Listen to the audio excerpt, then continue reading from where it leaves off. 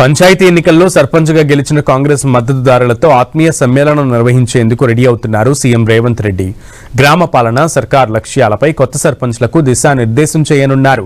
ZPTC నుంచి CM వరకున్న తన journey అనుభవంతో కొత్త సర్పంచ్లకు రేవంత్ ఏం చెప్పబోతున్నారన్నది ఇంట్రెస్టింగ్ గా మారింది.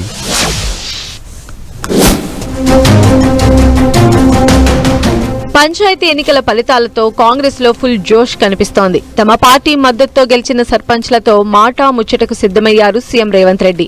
దీనికోసం వారం రోజుల్లో ఆత్మీయ సమ్మేళనం నిర్వహించాలని నిర్ణయించారు.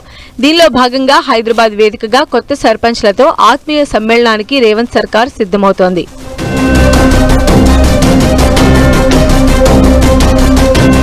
గెలిచిన సర్పంచ్లు ఈ నెల 22న ప్రమాణ స్వీకారం చేయనున్నారు.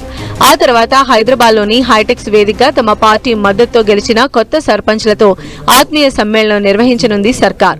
ఈ సమ్మేళనంలో సర్పంచ్లతో ముచ్చటించనున్నారు సీఎం రేవంత్. అంతేకాదు గ్రామ పాలన, ప్రభుత్వ లక్ష్యాలపై స్వయంగా దిశానిర్దేశం చేయనున్నారు. పరిపాలనలో సర్పంచ్ల పాత్ర, గ్రామ అభివృద్ధిలో వారి బాధ్యతలను వివరించనున్నారు. అటు ప్రభుత్వం, ఇటు పార్టీ బలోపేతానికి సర్పంచ్లు ఏం చేయాలో సూచించనున్నారు రేవంత్.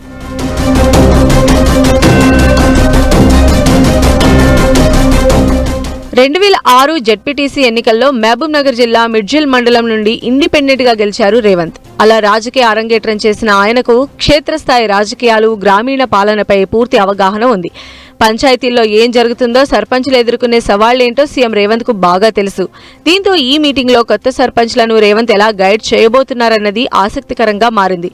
మొత్తానికి సీఎం రేవంత్ రెడ్డి తన సొంత అనుభవాలతో సర్పంచ్లను ఆకట్టుకోవడం ఖాయంగా కనిపిస్తోంది.